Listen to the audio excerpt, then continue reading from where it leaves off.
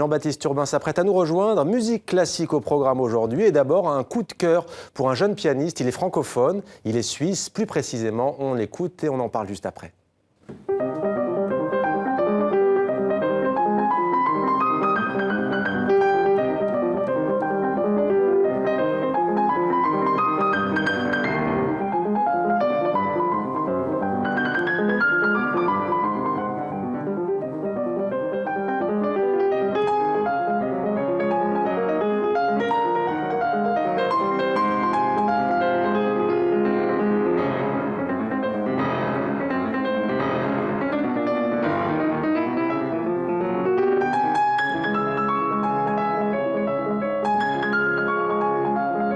Bonsoir Jean-Baptiste, ravi de vous retrouver. Il s'appelle Louis Schwitzgebel, il vient de sortir son nouveau disque. Oui, il est né à Genève, sa mère est chinoise, il vit à Londres, il a fait ses études à New York à la Juilliard School, un vrai citoyen du monde, un musicien bien dans son monde, il joue en concert sur toute la planète. Cette semaine en Suisse, donc un peu chez lui, complètement chez lui, il sera en tournée avec l'Orchestre de Chambre de Lausanne et derrière ces airs de gendre idéal, un peu comme vous, se cache un artiste habité sous ses doigts, rien n'est anodin.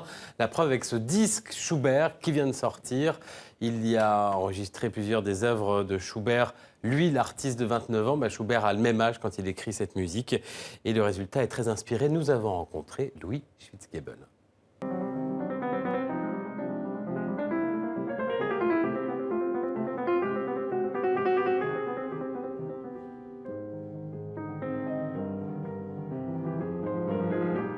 On dit souvent, ouais, il faut garder ces sonates pour plus tard. C'est des sonates qui font une certaine maturité, il faut avoir 50, 60 ans au moins.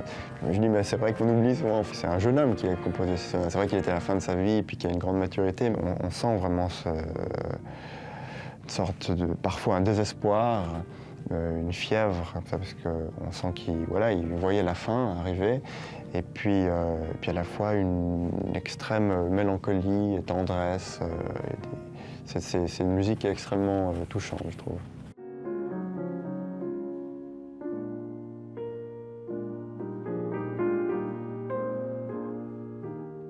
Il y a des différences assez considérables entre le public aux États-Unis ou en Allemagne, un peu plus sérieux.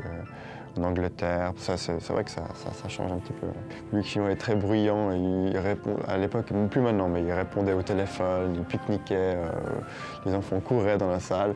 Et avec le public japonais qui est vraiment le contraire, où la salle elle est comme ça dans le noir, puis il n'y a pas un bruit, on se demande s'ils sont là, en fait, s'il y a un public. Mais c'est vrai que je joue très souvent en Suisse, j'ai gardé un contact. C'est là que j'ai commencé en fait à donner des concerts depuis petit, donc j'essaye autant que possible de venir en fait.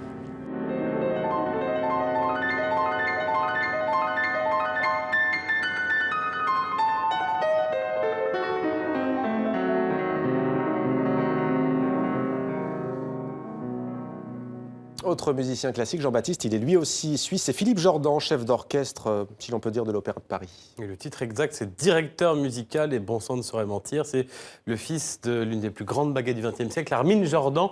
Entre lui et l'orchestre de l'Opéra de Paris, c'est l'amour fou depuis maintenant 7 ans. En ce moment, il dirige à Bastille, un opéra qui n'a pas été joué depuis un quart de siècle. Pourtant, c'est un tube du répertoire français, Samson et Dalila de Camille Saint-Saëns. Il sort aussi cette intégrale qui fait son poids en DVD des symphonies de Beethoven. Et lui aussi, on l'a rencontré dans son grand bureau de l'Opéra Bastille.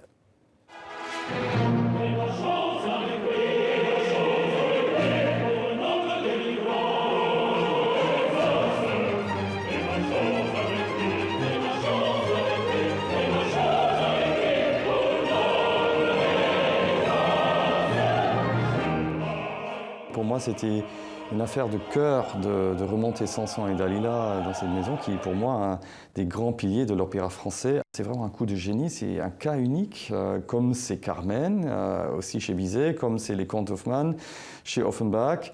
Pourtant, Saint-Saëns a écrit une dizaine d'opéras quand même. Et moi, j'avoue, je ne connais pas les autres. Je suis certain qu'il y a des choses à découvrir encore chez Saint-Saëns.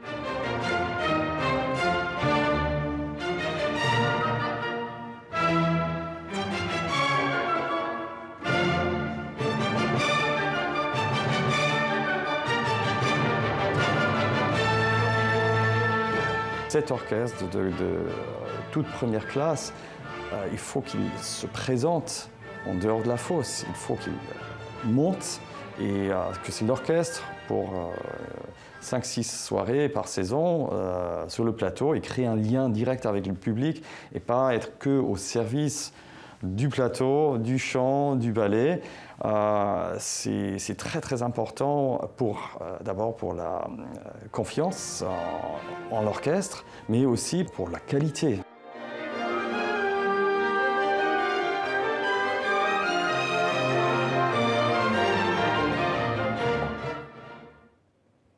Voilà, Philippe Jordan avec ce coffret Beethoven. On a beaucoup parlé d'opéra ces derniers jours ici même. Estelle vous en parlait jeudi avec le début de Donizetti. Puis on a reçu également le directeur de l'Opéra de Paris, Stéphane Lissner. Vous pouvez retrouver cette interview sur tv5monde.com. C'était Demander le programme. Merci beaucoup Jean-Baptiste pour cette chronique culture. À bientôt. À bientôt.